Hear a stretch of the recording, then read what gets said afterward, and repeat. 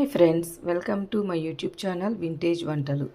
ఇవాళ సబ్జా గింజలతో కర్బూజా జ్యూస్ ఎలా ప్రిపేర్ చేయాలో మీకు నేను ఇప్పుడు చూపిస్తాను. సమ్మర్ వచ్చేసింది కదండి, అందరూ బాడీ కూల్ అవ్వడం కోసం జ్యూసెస్ తాగుతారు కదా. సబ్జా గింజలు ఇంకా కూల్గా ఉంటుంది బాడీకి, అందుకని సబ్జా గింజలతో కర్బూజా జ్యూస్. ముందుగా మనకు కావాల్సింది కర్బూజా అండ్ మన సబ్జా గింజలు. స్మాల్ పీసెస్ చేసుకున్నానండి.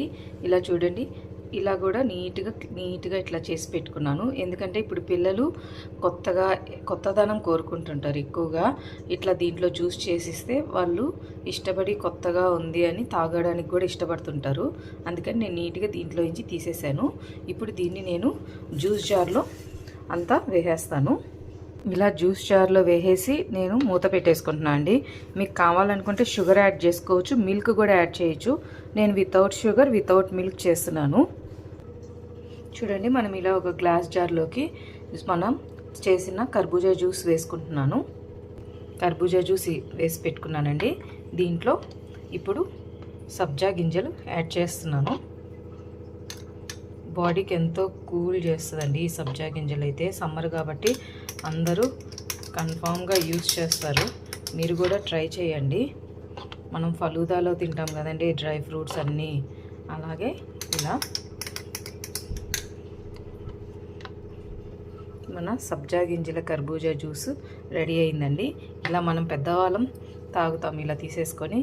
పిల్లల కోసం అట్రాక్టివ్గా ఉండాలని ఇలా నేను దీంట్లో ఈ బౌల్ కాదండి, కర్బూజా దాంట్లో వేసుకొని కొన్ని సబ్జా గింజలు యాడ్ చేశాను. చూడండి, ఇలా వీటిల్లోనే మనం కొన్ని పీసెస్ నేను తీసి పెట్టాను. ఈ పీసెస్ని కూడా ఇలా యాడ్ చేస్తున్నాను. పిల్లలు కావాలంటే డైరెక్ట్గా ఇలా స్పూన్తో కూడా తినేయచ్చు డైరెక్ట్గా, లేదనుకుంటే మనకి ఇంట్లో స్ట్రా ఏమన్నా ఉన్నా దీంతో అయినా తాగొచ్చండి. మనం సబ్జా గింజల కర్బూజా జ్యూస్ రెడీ అయిందండి. Please subscribe my channel vintage వంటలు. లైక్ చేయండి, షేర్ చేయండి, కామెంట్ చేయండి. బాయ్.